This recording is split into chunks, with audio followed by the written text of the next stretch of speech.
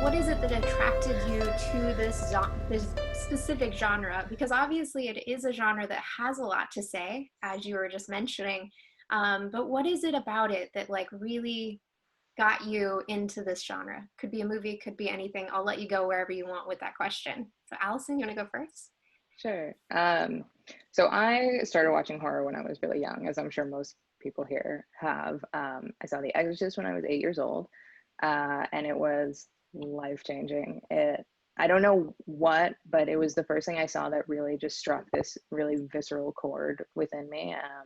It terrified me, and it was exciting, and it was fun, and I think that never really goes away. But beyond that, I really think that horror functions as such an amazing tool in the writer's toolbox or in the director's toolbox to kind of, like I was saying before, just give a tangible representation of story for an audience member. And I think what's happening right now, which is really exciting, is that horror isn't just scary for scary sake anymore. You know, we had gore porn in the early 2000s, which had its time, and that was fine. And I think, you know, it's fun in its own right. But now it's less of a box around horror. It's, you know, you have something like Get Out where you can use a little bit of comedy, a little bit of social commentary, and a little bit of horror, just because it helps you tell your story rather than is the driving force of the film. And I think that's a super exciting direction for where the genre is going right now, and that's what I love about it, at least. Yeah, absolutely. It's definitely allowing those internal monsters to become external monsters that we can fight in this screen space, I guess, which is Sure. so interesting and a great way to be looking at the genre for sure. Ava, what got you into horror? I mean, you kind of mentioned in your intro, but you know, what made you say, I can make that scream better? That's a great question. How would I make this scream better? I guess, you know, very similar to Alison, I grew up watching horror, like at a very young age, probably before I really should have been, because it, you know, totally traumatized me. But I think it's really important that we address some of the darker elements in humanity, in the world, in ourselves. And I think it's an avenue that has done that for quite a long time. And other avenues perhaps weren't able to. And I think this was something that, because it was almost disguised as like this silly, campy, slashery type trope kind of thing, it could be out in the world, but really address deeper concepts and things that we need to look at, and particularly now as a society. And I guess I grew up watching a lot of the classics and a lot of like slashers and stuff like that. And I think the first movie I really saw that made me think like, wow, this is really has some artistic merit, and there's these beautiful elements behind it, was Suspiria. And I think that I saw that and my eyes opened, and I was like, oh my God, this is just beautiful on so many wavelengths. And I guess that was sort of what got me into it. Yeah, it's almost like there's this little moment, I think, when people are watching horror that they finally see it as art. Absolutely. Yeah. Yeah. And it just, whew, once you see that and once that little light bulb goes off, it's really hard not to want to stay in this genre, I think, as a medium for good. So, very much so, yeah. Good call. So, Kat and Kim, as you said, that this horror genre kind of has been really inviting to you. And I know that, as you said, you guys kind of, I mean, you might be like me in that I avoided horror for a very long time. Scary movies just didn't seem like something that I really wanted to watch. It kind of sounded like, oh, it sounds like a horrible situation. Why wouldn't I just watch something that makes me feel good? But something, again, there's some part of that draws you in. So what is it that got you into wanting to watch these horror films and talk about them at length like this? I think for me, as an actor, the heightened emotional state that sort of exists in any genre of horror is something that is appealing for actors to dive into. It sort of allows you to experience these like dark corners of yourself that hopefully we would never actually be experiencing in real life, but there's something cathartic about it. So I think for me, when it started, was just this visceral and I think Alison used the same word, this visceral connection to the material. And then the idea that there's Exorcist was actually the first one that I watched as well, far too young. Yeah. And the idea that I was having like actual anxiety, and my blood pressure was quickening, and I could feel my heartbeat from a movie I was watching, was like just very, very exciting to me. So I think that's where it started, as a little itty bitty baby. Yeah, there's definitely like some sort of like adrenaline or something. It's like the same idea of people wanting to get on a roller coaster. Like some people avoid those, but there's some sort of rush there that is really, really inviting. So Kim, what about you? I think that's so true about the rush. But for me, it really started with books, probably, I would say. Like I loved Goosebumps, like as a young kid. And then I like was obsessed with Christopher Pike books and things like that. And so, and then even things like Are You Afraid of the Dark on Nickelodeon? Like it was just kind of like those like ease in a little bit. And then the original It was like the first kind of like big horror movie that I saw that scared me so much, which is so funny when you look back at it now to watch like the 1990 TV like movie that it is, but it was terrifying when you're in like fourth grade or something, you know what I mean? So yeah, that was definitely the first one for me. And you know, this is something I'm sure a lot of people talk about, and there's like studies and things done, but like I think coming from like a little bit of a place of like trauma in childhood, there is something to be said about like horror being cathartic and for people with anxiety and things like that. So I do think it was like a little kind of like realm and world that I like sat in as a kid, kind of just from like the childhood that I lived and grew up in, you know? Yeah, it's like a safe place to be afraid. Yes. It's still an emotion that we all need to feel at some point, or like kind of get out. So yeah, that's awesome. All right, so Ava, I want to talk to you a little bit about how you prepare for a role in horror, because I stay as far away from the in front of the camera as possible. And it sounds like Kim and Kat can also get in on this question, but it seems like you're putting yourself into a place where, you know, it could feel very unsafe, or you know, trying to make yourself feel afraid to really emote those things. What is it that how do you get in that headspace? Yeah, you know, I do think kind of similar to what Kim was saying, I do kind of use it therapeutically in a way. It's just a chance to go inside of myself and address some of those really dark things that maybe I wouldn't be able to. And it's a nice way to look at those and use those feelings and, you know, use those experiences to bring to life a role. But it's kind of a safe way to do that. And I don't know if that really makes sense. But No, I think it does. Okay. Yeah. yeah, I guess, I mean, I always want to figure out sort of the tone of the movie, what the director is going for, what the feel is, so that I can really properly live inside that world. And so I sort of do a combination of that, and then looking at the character. I spend a lot of time doing just sort of imagination work, internal work. I love to just sit with who that person is and bring the aspects of myself that I would bring into that if I was in this situation. And I think that's what each actor really has the ability to do that's unique from another actor, is take, you know, what makes you you and put that into somebody. And in horror, you're doing that with some potentially really scary things, but it's a cool thing to explore. It's really powerful. I think some of the best acting comes from intense emotion. I've always been drawn to, you know, deep kind of real emotional stuff. I don't really like fluffy stuff. So that answer.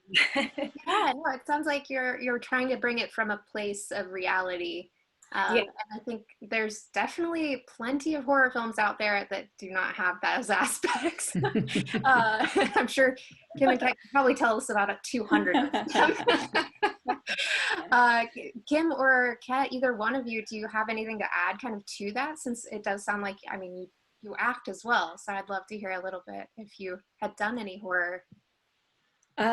I mean, even just for like the podcast aspect of it, because what we do is really put ourselves inside the movie, like the entire time. Like the person who's listening has to constantly stop, and we ask like, what would you do to stay alive? And they have to guess kind of what the character would do. So there are definitely times where like, I don't know, can we just give up? Why are we doing this? Why are we here? We hate this. This is horrible. Like when you're really living in the actual circumstances of what's going on, like it's terrifying sometimes. So yeah, it can be a lot. Yeah, I think it's a very similar, I think any actor is probably going to have a version of this answer where it's like, why are we doing this? Why are we actors? Like, this is a horrible idea. Why is it all we want to do? But that's what it is. It's like, yeah, I want to know who I am, and somehow, like, you know, I sound like such a narcissist, but I guess that's what we're talking about. Like, I want to know who I am, and I want to know what I do in these situations. Like, what am I made of? And I think horror movies really provides an opportunity to be like, let's get in there. Like, let's get weird. Let's get scary. Let's do this, so true. It's like a playground of terrifying horror. So yeah, perfect. I will accept that answer. So actually on that note too, where we were sort of under that idea of like, why are we even doing this? I want to come around to Alison, because you're doing a lot of writing and directing of these horror films. And I know that something that a lot of people think whenever they think about like somebody who is a horror director or a horror writer specifically is, where do these ideas come from? Like, where is it that you're pulling these like kind of terrifying images and terrifying scenarios? So I'll let you jump into that question. Where does that come from? Yeah, well, I think for me, like any filmmaker probably would say about any of their films, it always starts from some kind of internal trauma or something that I need to exercise from myself emotionally. I think writing is obviously a really cathartic experience, and it's a way for you to work through whatever kind of childhood issues that you have backed up in there, just throw them out on the page and get them out from inside of you. And I think for me, using monsters to do that as a literal representation of, my daddy issues is a really effective way to go through that process. So it's always something kind of starting there. And yeah, I mean, if it's not something internal, then it's otherwise a theme or something that I'm excited about. Right now I'm working on something about climate change that is not, personally an internal trauma, although shortly will be. I'm certain. True. We're all going to be feeling that soon. Certainly horrific. Yeah. So with that then, what, it kind of seems like you're working a lot more in like kind of like the domestic horror space, or like horrors of like the internal. But what is kind of your favorite subgenre of horror to write in? It's a tough question for me because I really like to spread myself across all of them. I think my bread and butter is the really kind of quiet, slow burn internal horrors. Something like a Rosemary's Baby, if I could compare myself to such a film. But I also, I have something that's like a teen scream that is in the works as well. I think, the range is really broad for me, because horror at the end of the day functions in the same way across the board. It's just kind of a matter of how you need to tell your story, I think. Absolutely. Great answer. So I know that Elizabeth and some of the others who are kind of hiding in this Zoom meeting are physically at the festival. And so if there are any questions from the audience that want to come through, just make sure that they hear them so that we'll get them in the chat and we'll ask them live so you guys can get your answers. But in the meantime, while that's kind of moving, I'm going to ask a couple more here. So one of the things obviously that we need to talk about, because we're all women in this session, and that's kind of the theme here, is that we want to really think about how the genre is going to start changing. A lot of women are getting, I guess, for lack of better words, getting put into the spotlight as creators and as leaders in roles. And while horror has been a genre where women have kind of been hiding for a while, making things and not really like getting a lot of the spotlight, now that we are seeing a lot more women directors and women writers getting put into bigger budgets, I guess, for lack of better, I don't know, terminology for this. How do we feel, or how do you guys feel that the I don't know, how do you feel that this industry is going to change, and how this genre specifically will change as we move in that direction, in a direction that's better, maybe? Let you guys decide. Yeah, Kat? So I love this question, and it's actually come up with some of my guy friends who are really great at sort of identifying their blind spots as men. And one of the things that I find so interesting is there are real life internal horrors that we experience as women on a daily basis. Now, there are horrors that men experience on a daily basis, but those stories have been told. And so the idea that there is now a female gaze where we have no choice but to bring our experiences to the table, because that's what we all do. The idea that there are now stories and perspectives being told where men are going, that's terrifying. And we're like, yeah, super terrifying. So I actually think that it's providing a space for a larger conversation to happen about the human experience and how it is different across the gender spectrum, there hasn't been an opportunity for that. And the only way to do that is to put women in front and behind the camera. Yeah, absolutely. It's amazing to me that, I mean, again, there have been women in horror for a very long time. This is a genre where many of us have been working just kind of behind the scenes, and maybe even sometimes under names of men, just so that we can get stuff paid for and get it greenlit. But what's amazing is that, as you said, there's like this little bit of vulnerability that a lot of times women can bring to the screen that men can't, but also that vantage point. Oftentimes when films are made by women, it seems like they have this kind of an uneasy feeling that men are not used to seeing. They're not used to witnessing life in this way. So you're right, we're unlocking some really amazing and very scary stuff. I love it.